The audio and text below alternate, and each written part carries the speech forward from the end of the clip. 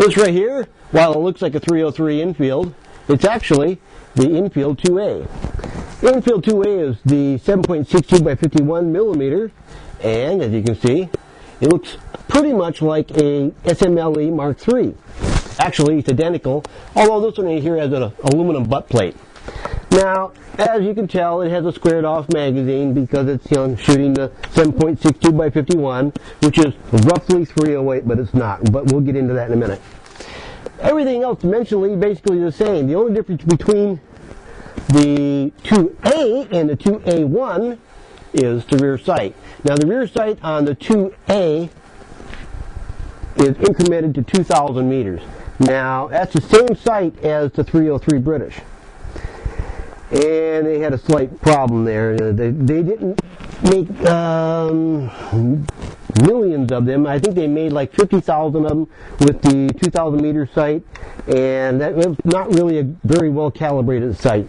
When they went to the 800 meter sight, and I think the total production was something right around 400,000 between the two models. So they didn't make millions of these. And this is not a 303 conversion. This is purposely built this is right here. It's not a converted weapon. They didn't convert the receiver. Years ago, there was some issues that went out. There was some warnings put out by the NRA in regard to the throat erosion on 303s. Now, that was on the number 4 Enfield rifles and not the 2As or the 2A1. So these are not 308 conversions. 308 versus 7.62 by 51. Most people don't understand, 7.62 or 545, 556.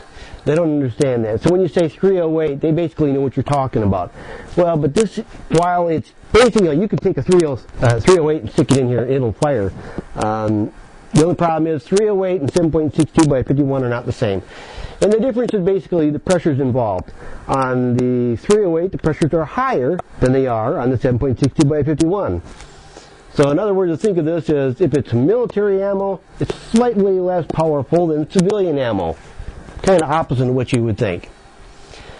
So you don't want to fire 308 out of the 7.62 by 51, especially one like this one.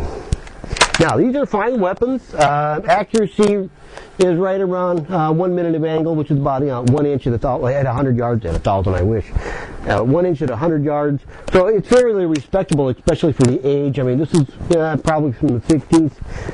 Well, it's a vintage. This particular one, let me check here. It's 1967. So this specific one is 1967, which comes about right because of the rear sight on this one here. This is the 2A1.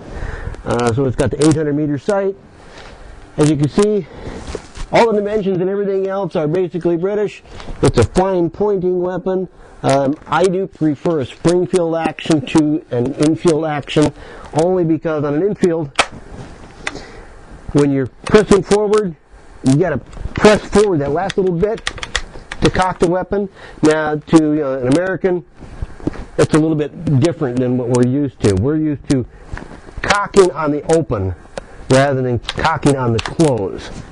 So, but Enfield actions, Springfield actions are all very good actions.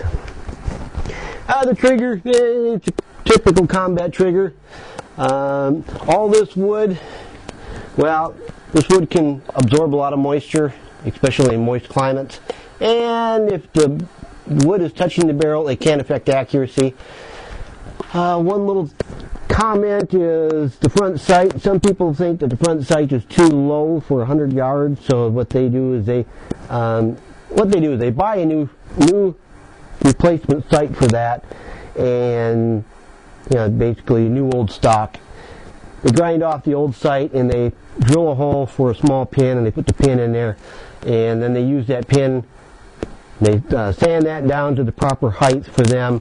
So they're getting the same sight picture, but it's slightly taller.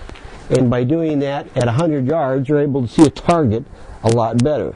And typically we're talking punch and paper, so we're not zombie hunting or anything like that. This is a good weapon. I've liked it. I've shot it. There's at least one video of me shooting this weapon. It was a really hot day. It was about 110 degrees and extremely bright and sunny. And it shows up on the video because it really washed it right out. Not a whole lot more to really say about these weapons.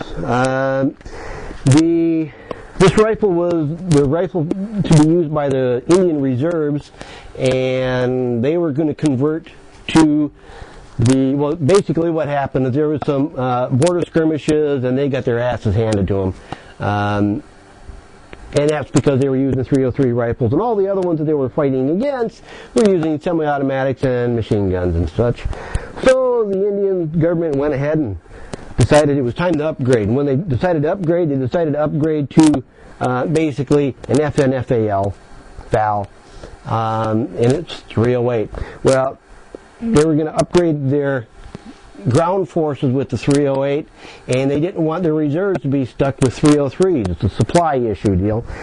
So they decided to go with the Enfield 2A in 7.62x51.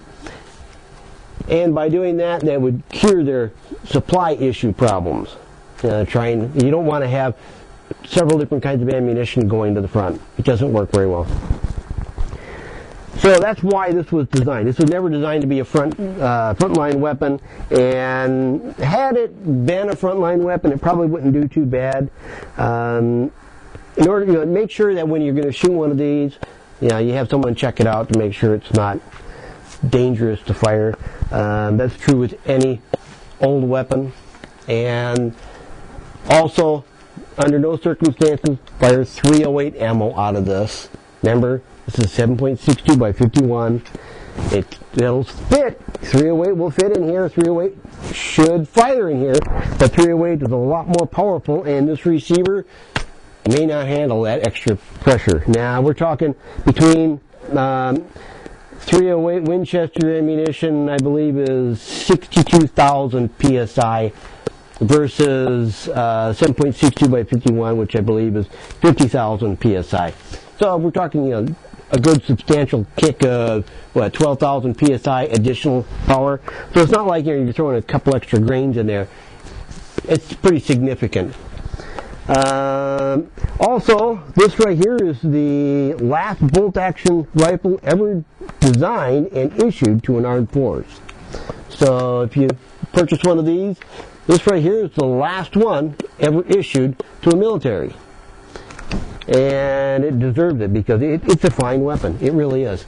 I really can't think of anything more to say about it other than if you shoot it and you're not getting really good groups, you might try loosening up the barrel bands just a little bit. Sometimes that little extra pressure on the barrel can, it's like changing the harmonics. Loosen it up a little bit. It may, and it may not, improve your group. It's something worth trying. That right there is the Enfield 2A.